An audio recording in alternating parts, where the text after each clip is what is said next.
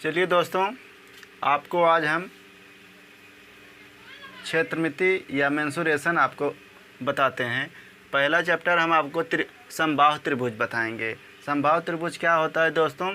जिसकी तीनों भुजाएं समान हों। जैसे आप यह एक समबाहु त्रिभुज मान लीजिए कि समबाहु त्रिभुज है, इसकी तीनों भुजाएं समान हैं, यानी इसकी भुजाएं ए और ए और ए, यानी तीनों भुजाएं समान हैं। आप समबाहु त्रिभुज का क्षेत्रफल निकालना हो तो आप इसका सूत्र √3/4 और भुजा स्क्वायर इसका सूत्र होता है दोस्तों। आप इसको नोट कर लीजिए। फिर आपको ऊंचाई निकालना है दोस्तों, यानी ऊंचाई आपको ऐसे एक लंब डाल देंगे, इसका नाम हम d रख देते हैं। ये ऊंचाई हो जाएगा दोस्तों। अब ऊंचाई अगर आपको निकालना है तो √3/2 गुणा भुजा। जो भुजा है दोस्तों, आपको एक भुजा दिया रहेगा, चाहे लंबाई चाहे चौड़ाई चाहे ऊंचाई जो भी दिया रहेगा उसको आपको मल्टीप्लाई करना पड़ेगा। आगे आपको क्वेश्चन कराएंगे तो आप सीख जाएंगे। अब आपको परिमाप निकालना है। परिमाप तो बहुत सरल होता है दोस्तों, यानी परिमाप का मतलब होता है जो इसकी लंबाई है और इसकी लंबाई है और इसकी लंबाई, तीनों लंबाइयों का जोड़ होता है परिमाप। यानी एक अगर 2a है, 3a है, 4a है, तो यानी हम इसको और इसको तीनों को जोड़ लेंगे। यानी समबाहु त्रिभुज है तो यानी सबका मान 2 होगा, यानी चाहे जो भी संख्या हो। परिमाप निकालना है तो आप इसको जोड़ देंगे, या आप यही 2 से 3 में गुणा कर दीजिए, छा जाएगा। यही है परिमाप दोस्तों। चाहे आप जोड़ लीजिए चाहे मल्टीप्लाई कर दीजिए। परिमाप आप समझ गए ना दोस्तों कि जो जितनी लंबाई है वही परिमाप होता है। अंतः त्रिज्या, जो अंदर इसकी त्रिज्याएं हैं, उसी का सूत्र है कि a/2√3 होगा दोस्तों। फिर बाह्य त्रिज्या आपको निकालना है तो बड़ा R होगा दोस्तों। फिर a/√3 इसका सूत्र होगा दोस्तों। आप यह सूत्र उतार लीजिए, उसके बाद हम आपको आगे सवाल बताते हैं। देखिए दोस्तों, आपको जो सूत्र लिखाया है, सूत्र के अनुसार हम आपको स्टेप वाइज स्टेप आपको सवाल देंगे। आप उसी अनुसार सवाल करिए, जिससे आपका रिवीजन होगा, आपको याद हो जाएगा, आप सवाल अच्छी तरीक़े से लगाने लगेंगे। देखिए शुरू करते हैं दोस्तों। 14 सेंटीमीटर भुजा वाले समबाहु त्रिभुज का क्षेत्रफल क्या होगा? मान लीजिए एक समबाहु त्रिभुज है जिसकी भुजा मान लीजिए 14 सेंटीमीटर और 14 सेंटीमीटर है।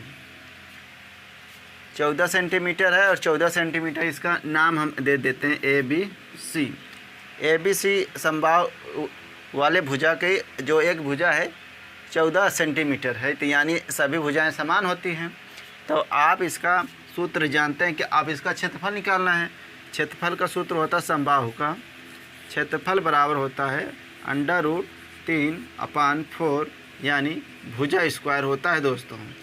आप इसको जितनी बार सवाल लगाइएगा उतनी बार इसको आप लिख लीजिए, जिससे आपको याद हो जाए दोस्तों। बस आपको क्षेत्रफल निकालना है तो जो कहा है आप उसी अनुसार रख दीजिए। क्षेत्रफल आपको निकालना है। क्षेत्रफल बराबर √3/4, भुजा कितना दिया है? 14 दिया है ना दोस्तों, तो आप गुणे 14, यानी भुजा का वर्ग, यानी 2 बार गुणे 14। आप काट दीजिए, 2 दूना 4, 2 7 14, 2 दूना 2 7 14, फिर इसका मल्टीप्लाई कर दीजिए, तो क्षेत्रफल बराबर 7 7 49 हो जाएगा। 49/3, यही आपका उत्तर हो जाएगा दोस्तों। 49/3 यही आपका उत्तर होगा दोस्तों। बस इतना आसान है दोस्तों। अब अगली सवाल देखिए दोस्तों। 6 सेंटीमीटर भुजा वाले समबाहु त्रिभुज का क्षेत्रफल क्या होगा? आपको एक नहीं 2 बार 3 बार सवाल एक ही लगाएंगे, जिससे आपको सूत्र याद हो जाएगा, तो आप आसानी से सवाल कर सकते हैं दोस्तों। चलिए, अब समबाहु त्रिभुज का क्षेत्रफल आप जानते हैं कितना होता है। समबाहु त्रिभुज का क्षेत्रफल कितना होता है? √3/4 ब्रैकेट में भुजा स्क्वायर। अब जो जो दिया है वही आप रख दीजिए। क्षेत्रफल निकालना है, यानी क्षेत्रफल बराबर √3/4 भुजा 6 सेंटीमीटर दिया है, यानी गुणे 6, यानी वर्ग है भुजा का, यानी 6। अब काट दीजिए, 2 दूना 4 हो गया, 2 तिहाई 6 हो गया, 2 बचा है, फिर इसको काट दीजिए, 3 हो जाएगा, फिर इसको मल्टीप्लाई कर दीजिए, फिर क्षेत्रफल बराबर हो जाएगा दोस्तों 3 गुणे 3, 3 तिहाई 9 हो जाएगा, फिर √3 हो जाएगा। यही दोस्तों इसका आंसर है। आप उतार लीजिए। चलिए दोस्तों, अब आपको एक और सवाल बताते हैं। एक समबाहु त्रिभुज की ऊंचाई क्या होगा अगर भुजा 12 सेंटीमीटर है तो? 12 सेंटीमीटर है दोस्तों। अब आपको जो सूत्र लिखाया था समबाहु त्रिभुज की ऊंचाई का सूत्र, आप वही लिखिए। उसके बाद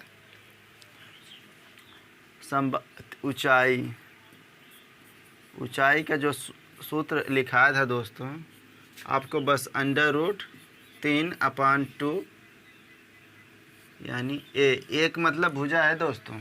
आप जो बोला है वही आप लिख दीजिए, बस उत्तर आ गया है। आपको क्या करना है? ऊंचाई बराबर √3/2 गुणे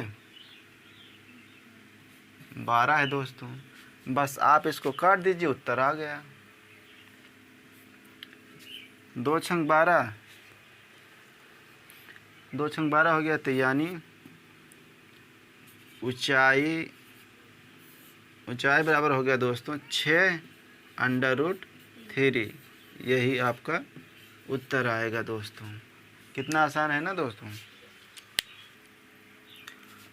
दोस्तों आप अगली सवाल देखिए। एक समबाहु त्रिभुज की अंतः त्रिज्या 10 सेंटीमीटर है, तो उसी त्रिभुज की बाह्य त्रिज्या क्या होगी? आपको बाह्य त्रिज्या मतलब अंतः त्रिज्या आपको दिया गया है, तो आपको बाह्य त्रिज्या निकालना है दोस्तों। आप जानते हैं कि मैंने आपको बताया था कि जो अंतः त्रिज्या है,